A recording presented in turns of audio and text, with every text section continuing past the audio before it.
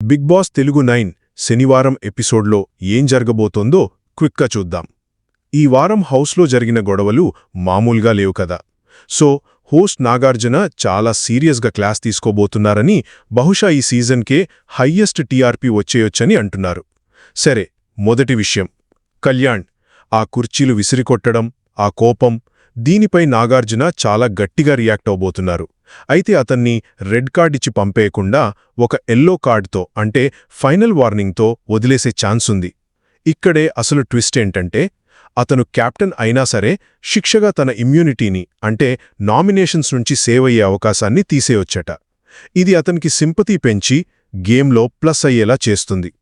ఇక రెండోది సంజన. రీతూ చౌదరిని పర్సనల్గా టార్గెట్ చేస్తూ మాట్లాడిన మాటలపై నాగార్జున గట్టిగానే క్లాస్ పీకబోతున్నారు. అదంతా గేమ్ కోసమే అని సంజన చెప్పినా ఈసారి వర్కౌట్ అవ్వకపోవచ్చు. టాప్ 5కి వెళ్లడానికి రీతూని టార్గెట్ చేయడం తన స్ట్రాటజీనే అయినా హద్దులు దాటుతున్నావ్ అని గట్టి వార్నింగ్ అయితే పక్కా. ఫైనల్గా ఎలిమినేషన్ సంగతి. ఈ వారం సింగిల్ కాదు, డబుల్ ఎలిమినేషన్ ఉండొచ్చని టాక్ గట్టిగా వినిపిస్తోంది. ప్రస్తుతం డేంజర్ జోన్లో, అంటే ఎలిమినేట్ అయ్యే రిస్క్లో ఉన్నది ముగ్గురు: సంజన, దివ్య, ఇంకా సుమన్ శెట్టి. ఒకవేళ డబుల్ ఎలిమినేషన్ ఉంటే వీరిలో ఇద్దరు బయటికి వెళ్తారు. ఒకవేళ సింగిల్ అయితే మాత్రం ఆల్మోస్ట్ దివ్య వెళ్ళిపోవడం ఖాయంలా కనిపిస్తోంది. సో ఈ వీకెండ్ ఎపిసోడ్ శిక్షలతో మొదలైనా సరే గేమ్ మొత్తాన్ని ఊహించని మలుపు తిప్పబోతోంది.